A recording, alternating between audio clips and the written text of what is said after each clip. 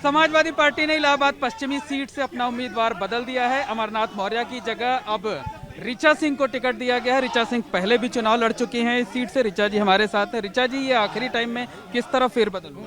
देखिए, हम लोग समाजवादी पार्टी के कार्यकर्ता हैं और माननीय अखिलेश यादव जी का जिस तरीके का निर्देश मिला, आज हम लोगों ने उसी निर्देश के अनुसार काम किया। आपने समाजवादी पार्टी के सिंबल पर नॉमिनेशन किया? जी हाँ, हम लोग समाजवादी पार्टी के कार्यकर्ता हैं, तो समाजवादी पार्टी से इतर जाने का कोई सवाल नहीं उठा। जो पूर्व प्रत्याशी थे अब आपके समर्थन में रहेंगे वो?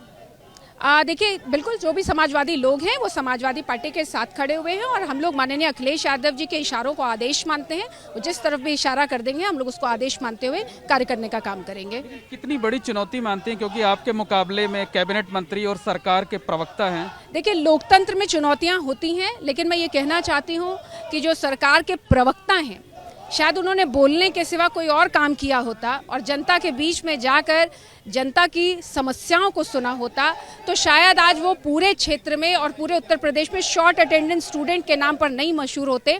और आपको पता है कि हमारी देश की व्यवस्था ऐसी है, जो शॉर्ट अटेंडेंस स्टूडेंट होता है उसको एग्जाम में बैठने नहीं मिलता है, लेकिन चूंकि वो लोकतंत्र के पर्व में हिस्सा लेने जा रहे हैं तो उनको हिस्सा लेने तो जरूर मिल गया है, लेकिन एक शॉर्ट अटेंडेंस स्टूडेंट का जो हश्र होता है वही उनका भी होने जा रहा है। शॉर्ट अटेंडेंट स्टूडेंट जो आप कह रहे हैं बार बार, ये किस परिप्रेक्ष्य में कह रहे हैं? देखिए, विधायक मंत्री जी जो जनप्रतिनिधि थे वो कभी भी 5 साल में जनता के बीच में दिखाई नहीं पड़े।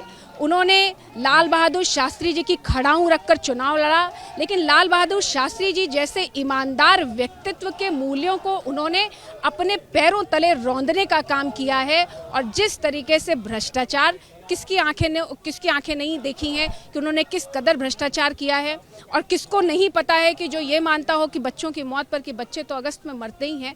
तो एक इतना असंवेदनशील व्यक्ति, क्योंकि वो क्लास नहीं करते थे तो इसलिए उनके अंदर संवेदनशीलता भी नहीं थी और वो जनता के दुख सुख से कभी रूबरू भी नहीं हो पाए। और शॉर्ट अटेंडेंस स्टूडेंट को इस बार जनता परीक्षा में फेल करने जा रही है। लेकिन आपको पिछली बार उन्होंने बड़े अंतर से हराया था, तो इस बार किस तरह से बदला? जी देखिए, बिल्कुल पिछली बार जो है इन लोगों ने जनता से जुमले बोले, झूठ बोला।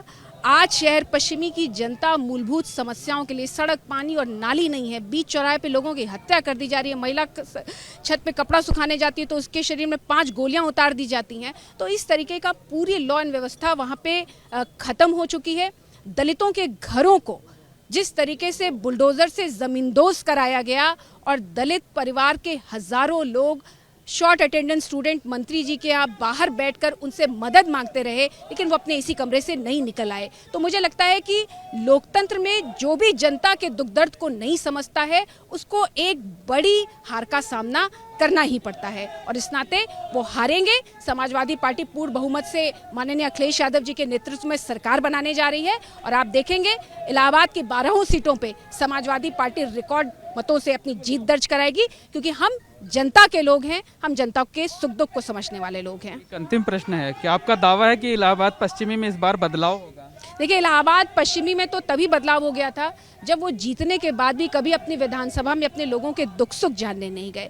जनता तभी समझ चुकी थी कि हमने एक जुमले वाले व्यक्ति को चुन लिया है, जिससे लाल बहादुर शास्त्री जी की खड़ाऊं के नाम पर पूरे शहर पश्चिमी को ही नहीं उत्तर प्रदेश को ठगने का काम किया है। एक कायस्थ परिवार की बेटी जिसके पति की हत्या के 13 दिन के भीतर उसके घर के ऊपर कब्जा किया जा रहा था, तो ये मंत्री जी कहाँ थे? उन्होंने आवाज नहीं सुनी, तो इन सबका उनको परिणाम भुगतना हो। इसलिए आप उनको भी एक जुमला दे रही हैं? देखिए, वो जुमलेबाज हैं, उनको जुमला देने की जरूरत नहीं है। हम लोग तो विकास की बात करने वाले लोग हैं और जनता के बीच में रहने वाले लोग हैं, और जुमला जो देते हैं उनको जनता सबक सिखाने जा रही है। ये हैं ऋचा सिंह, जो कि कैबिनेट मंत्री सिद्धार्थनाथ सिंह के खिलाफ चुनाव लड़ रही हैं। आखिरी पल में समाजवादी पार्टी ने उन्हें उम्मीदवार बनाया है और उन्होंने कैबिनेट मंत्री सिद्धार्थनाथ सिंह, जो कि भारतीय जनता पार्टी से उनके खिलाफ मैदान में हैं, शॉर्ट अटेंडेंस स्टूडेंट का स्लोगन दिया है। कहना है कि ना वो विधानसभा सत्र में हिस्सा लेते थे और ना ही जनता के बीच जाते थे, इसलिए वो उन्हें शॉर्ट अटेंडेंट स्टूडेंट कह रही हैं। कैमरामैन रोहित श्रीवास्तव के साथ मोहम्मद मोइन, एबीपी गंगा, प्रयागराज।